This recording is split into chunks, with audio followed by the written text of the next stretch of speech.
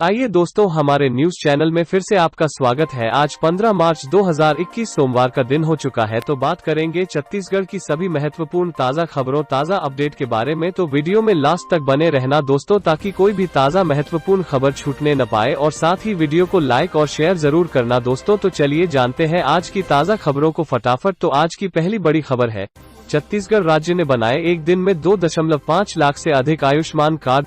रायपुर राष्ट्रीय स्वास्थ्य प्राधिकरण NHA द्वारा चलाए जा रहे आपके द्वार आयुष्मान अभियान ने 10 मार्च को 4.7 लाख से अधिक लाभार्थियों का सत्यापन करते हुए एक दिन में सर्वाधिक लाभार्थियों को सत्यापित करने का रिकॉर्ड बनाया है। वहीं महत्वपूर्ण बात यह है कि छत्तीसगढ़ जैसे छोटे राज्य ने अकेले एक दिन में 2.5 लाख से अधिक आयुष्मान कार्ड बनाए हैं, जो कि एक दिन में कुल सत्यापित हुए आयुष्मान कार्डों की संख्या का आधे से भी अधिक है। यह सत्यापन का कार्य घर घर जाकर इसलिए किया जा रहा है ताकि लाभार्थियों को आसानी से आयुष्मान भारत प्रधानमंत्री जन आरोग्य योजना के तहत मिलने वाली मुफ्त स्वास्थ्य सेवा का लाभ मिल सके।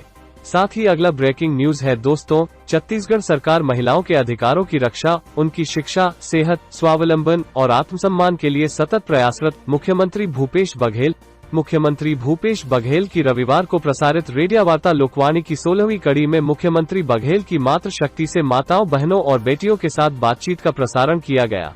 मुख्यमंत्री ने कहा कि राज्य सरकार ने महिलाओं के अधिकारों की रक्षा, उनकी शिक्षा, सेहत, स्वावलंबन और आत्मसम्मान के लिए ठोस काम किए हैं। उन्होंने इन क्षेत्रों में किए जा रहे कार्यों पर विस्तार से लोकवाणी में चर्चा की। मुख्यमंत्री ने कहा कि नारी शक्ति की भागीदारी से छत्तीसगढ़ में छोटी छोटी योजनाओं, छोटी छोटी पूंजी और थोड़ी थोड़ी उद्यमिता को मिलाकर एक नई आर्थिक क्रांति का जन्म होगा, और यह आर्थिक क्रांति विकास का एक टिकाऊ मॉडल बनकर पूरी दुनिया में नाम कमाएगा। वनांचलों और ग्रामीण क्षेत्रों में महिलाओं के स्वावलंबन के लिए प्रारंभ की गई योजनाओं से महिलाएं बड़ी संख्या में स्वावलंबी बन रही हैं। ग्राम सुराजी योजना, गोधन न्याय योजना, लघु वनोपजों के समर्थन मूल्य पर खरीदी और गौठानों में संचालित योजनाओं को माता बहनों की भागीदारी से ही सफलता मिल रही है। रूरल इंडस्ट्रियल पार्क के सफल संचालन के पीछे वास्तव में नारी की शक्ति होगी। मुख्यमंत्री ने लोकवाणी में नारी शक्ति से कोविड-19 टीकाकरण में सहयोग का आह्वान करते हुए कहा कि टीकाकरण के बाद भी मास्क, सुरक्षित दूरी तथा हाथों को साबुन से बार बार धोने जैसे उपायों का पालन करते रहना होगा। इसी के साथ अगली बड़ी खबर है दोस्तों, गिरौदपुरी में 3 दिवसीय गुरुदर्शन मेला 18 मार्च से रात्रि विश्राम न कर उसी दिन घर लौट जाने गुरुओं ने की अपील।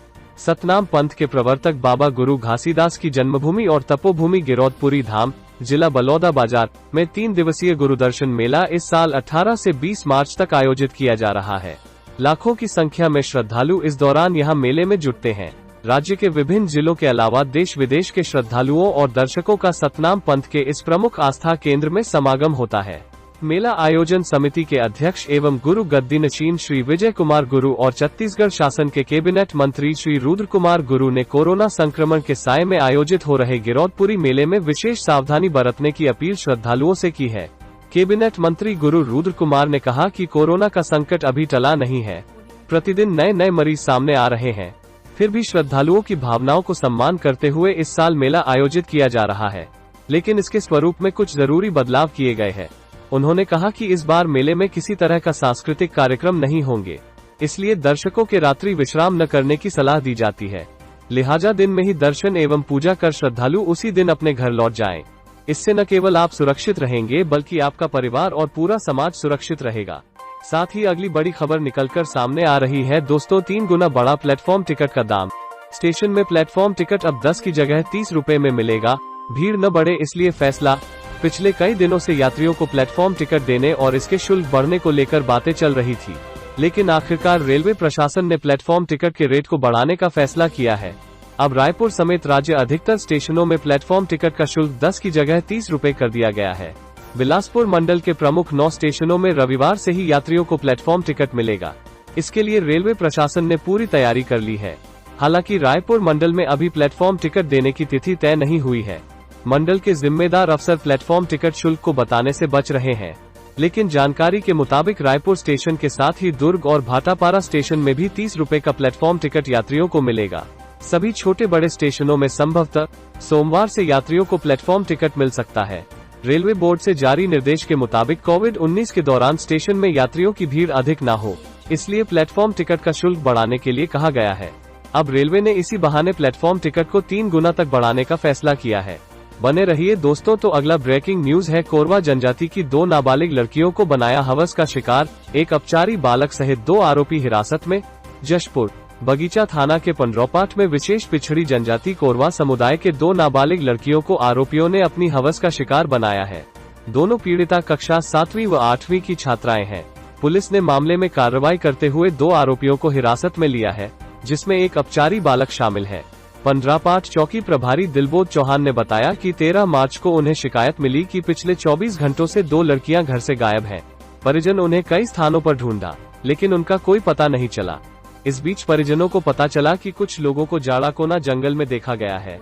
जहां परिजन पहुंचे तो आरोपी उन्हें देखकर भाग गए, जहां से नाबालिगों को वापस घर लाया गया। इसी बीच दूसरी नाबालिग युवती भी रात के 3 बजे के आसपास अपने घर से बाहर निकली थी, जिसे गांव का ही एक अपचारी बालक अपने साथ जंगल ले गया और उसके साथ दुष्कर्म की घटना को अंजाम देकर फरार हो गया।